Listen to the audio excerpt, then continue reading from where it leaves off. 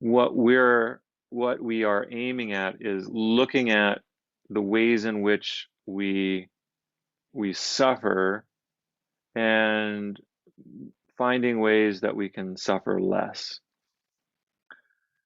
So these questions of what is what happens to us after we die are something that a lot of us want to know the answer to. We feel like if I only knew what happens after I die, then my mind will be at peace. If I know what's going to happen after I die. And people would look to the Buddha to supply an answer to this. In other religions, you might look to a religious leader or the founder of a particular religion to answer the question, what's going to happen to me after I die? And there might be the response, well, if you've been good, you'll go to heaven. If you've been bad, you go to hell. Very simple response. Possibly somebody might say that.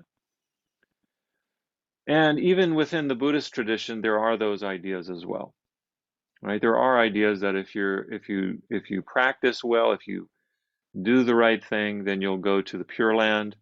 And if you don't do the right thing, you'll go to the Avicii hells. This is not the way that I would encourage us to practice, though, or to understand Buddhism.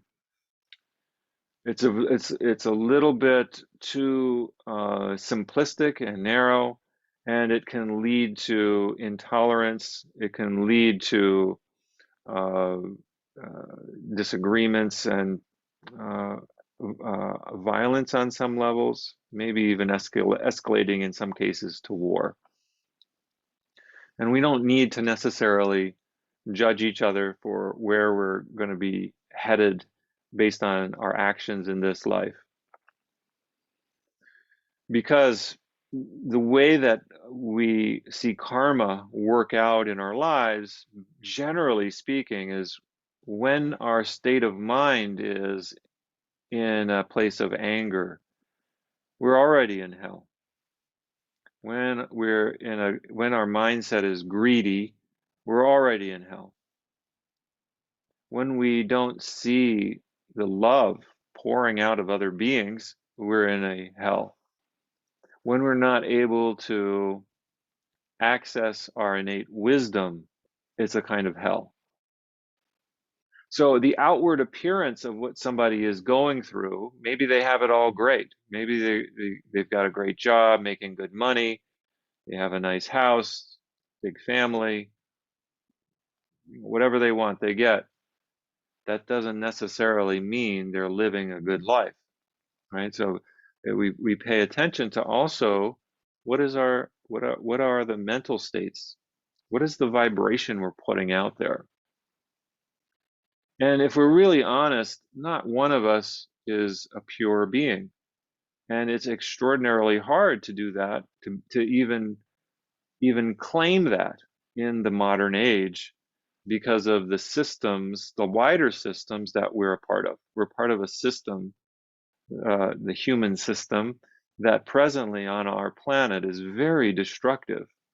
So even if we are doing our very best and we have the most positive state of mind, still we're a part of a system that is very destructive to our planet.